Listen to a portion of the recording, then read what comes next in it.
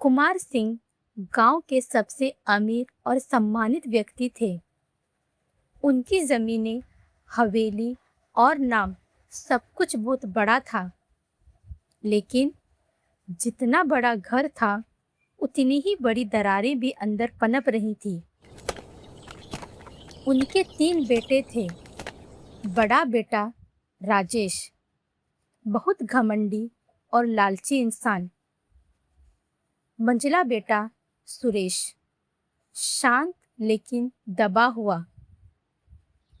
छोटा बेटा महेश ईमानदार और माँ बाप से सबसे ज्यादा जुड़ा हुआ। राजेश की शादी हो चुकी थी और उसके 2 बच्चे भी थे।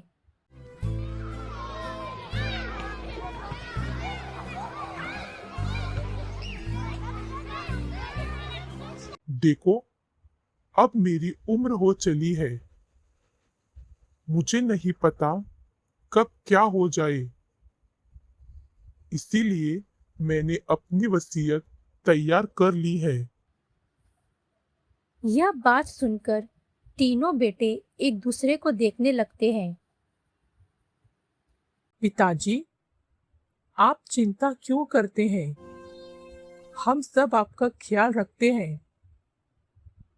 अंदर ही अंदर वो सोचने लगा, बस जल्दी से वसीयत का पता चल जाए।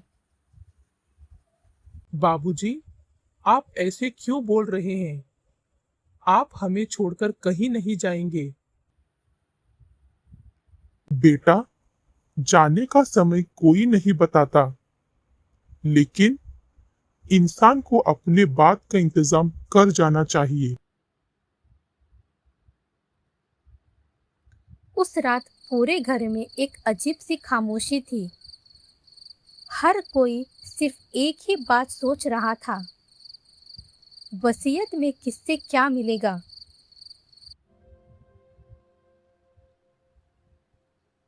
अगले दिन से ही घर का माहौल बदल गया। सुनो, मुझे पूरा यकीन है कि पिताजी सारी जमीन मेरे नाम ही करेंगे। आखिर मैं ही तो सबसे बड़ा बेटा हूँ। लेकिन छोटा महेश तो उनके ज्यादा करीब है, कहीं ऐसा ना हो। चुप रहो, वो बस नाटक करता है। मैं सब संभाल लूंगा। दूसरी तरफ महेश अपनी माँ से, माँ, मुझे डर लग रहा है। भाई लोग अब पहले जैसे नहीं रहे। बेटा, पैसा इंसान को बदल देता है, बस तू अपने संस्कार मत छोड़ना। धीरे धीरे भाइयों के बीच प्यार की जगह शक, जलन और लालच ने ले ली। अगली रात महेश पानी पीने के लिए उठता है। तभी उससे पीछे एक कमरे में हल्की आवाज सुनाई देती है। देखो, ये बात किसी को पता नहीं चलनी चाहिए, वरना सब खत्म हो जाएगा। लेकिन भाई, अगर पिताजी ने वसीयत में सब लिख दिया तो? चुप रहो, वसीयत में वो सच नहीं लिखा जो हम जानते हैं। महेश ये सब सुनकर चौंक जाता है। महेश के मन में सवाल उठने लगे, ऐसा कौन सा सच जो वसीयत से भी बड़ा है। अगली सुबह महेश अपनी माँ के पास जाता है और पूछने लगता है, माँ, क्या हमारे परिवार में कोई ऐसा राज है जो हमसे छिपाया गया है? तू ये सवाल क्यों पूछ रहा है? क्योंकि मैंने कल रात कुछ सुना है और सब सच जानना जरूरी है। महेश, तू इस घर का सबसे अच्छा बेटा है, लेकिन तू हमारा सगा बेटा नहीं है। क्या? तुझे हमने बचपन में अपनाया था। तेरे असली माँ बाप एक हादसे में चले गए थे। महेश के पैरों तले जमीन खिसक गई। जिस परिवार को वो अपना सब कुछ मानता था, उसी में उसका रिश्ता ही बदल गया। और एक और सच है जो किसी को नहीं पता। अब और क्या बाकी है माँ? इस हवेली और जमीन का एक हिस्सा कानूनी नहीं है। तेरे असली पिता इस जमीन के असली मालिक थे और तेरे पिताजी ने वो जमीन अपने नाम कर ली थी।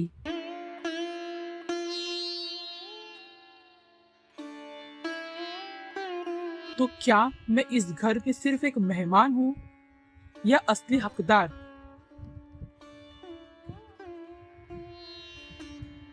अगले दिन वकील घर आए और वकील ने वसीयत पढ़नी शुरू कर दी।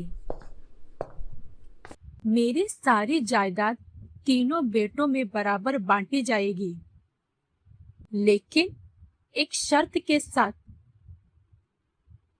जिस बेटे ने मेरी असली सेवा की होगी और जो इस घर को जोड़कर रखेगा, अंत में पूरी संपत्ति उसी के नाम हो जाएगी। ये क्या मजाक है? ये कैसे तय होगा? उसका फैसला पहले ही हो चुका है और उसका सबूत इस डायरी में है।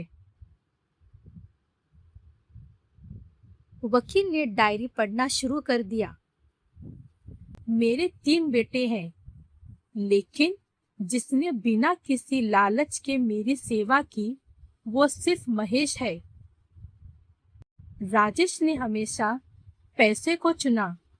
सुरेश चुप रहा, लेकिन महेश ने मेरा दिल जीता। नहीं बाबूजी, मुझे कुछ नहीं चाहिए। तो क्या हम बुरे हैं? बुरे नहीं, लेकिन अंधे हो गए थे लालच में। महेश ने सारी संपत्ति अपने नाम लेने से मना कर दिया। ये घर हमारा है। अगर हम साथ नहीं रह सकते तो इस दौलत का क्या फायदा? मैंने फैसला किया है। अब से हम सब मिलकर काम करेंगे। तो इसका मतलब ये सब कुछ महेश का है। भाई, अगर ये सच है तो हम क्या है? आप लोग मेरे भाई हो और हमेशा रहोगे। भाई या दुश्मन? आज अगर मैं चाहूं तो सब कुछ अपने नाम कर सकता हूं, लेकिन मुझे ये जायदाद नहीं चाहिए। मुझे मेरा परिवार चाहिए। ये सुनकर राजेश के हाथ कांपने लगे। उसकी आंखों में पहली बार लालच नहीं, शर्म और पछतावा था। हमने तुझे कभी अपना नहीं समझा और तू आज भी हमें भाई कह रहा है। हमसे बहुत बड़ी गलती हो गई। यही तो असली वसीयत थी। उस दिन जायदाद नहीं बटी, दिल जुड़ गए। कुछ महीने बाद वही हवेली, लेकिन अब माहौल बदल चुका था। जहां पहले लालच था, अब वहां अपनापन था। मैंने एक फैसला किया है। अब से हम सब मिलकर काम करेंगे और ये जायदाद सिर्फ हमारे लिए नहीं, उन लोगों के लिए है जिनके पास कुछ नहीं है। तीनों भाइयों ने मिलकर एक आश्रम शुरू किया, जहां बेसहारा बुजुर्ग रहते थे और अनाथ बच्चों को घर मिलता रहा। तीनों भाई खुशी खुशी रहने लगे। असली वसीयत कागज पर नहीं होती, वो इंसान के संस्कारों में होती है। अगर आपको यह कहानी पसंद आई हो तो लाइक करें, शेयर करें और चैनल को सब्सक्राइब करना ना भूलें। धन्यवाद।